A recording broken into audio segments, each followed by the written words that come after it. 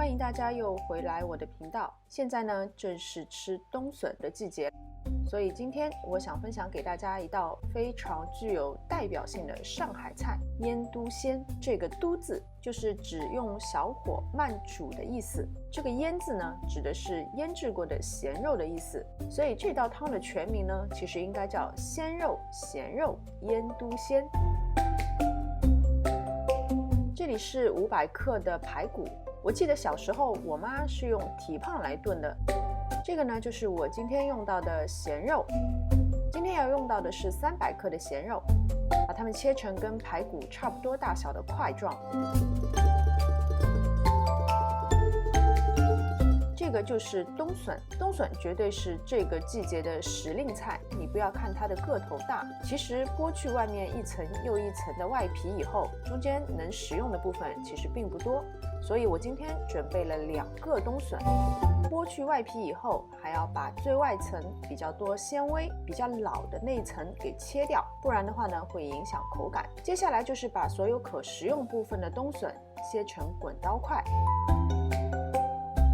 排骨和咸肉先倒入一锅冷水中汆烫一下，然后倒出，把血水和浮沫冲洗干净以后沥干备用。接着再把冬笋也倒入一锅冷水中，大火煮至沸腾以后煮2分钟，去除笋的涩味。接着也是一样，把它们倒出，冲洗干净，沥干水分，放在一边备用。先把汆烫过的鲜肉和排骨放入砂锅中，加入2.5升的清水，大火煮至沸腾以后，加入1大勺的料酒，然后关盖转小火，先炖1个小时。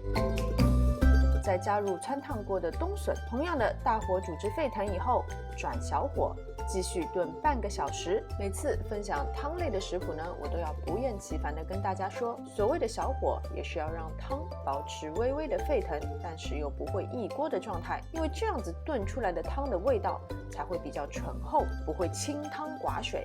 一锅鲜得掉眉毛的鲜肉咸肉腌都鲜就完成了。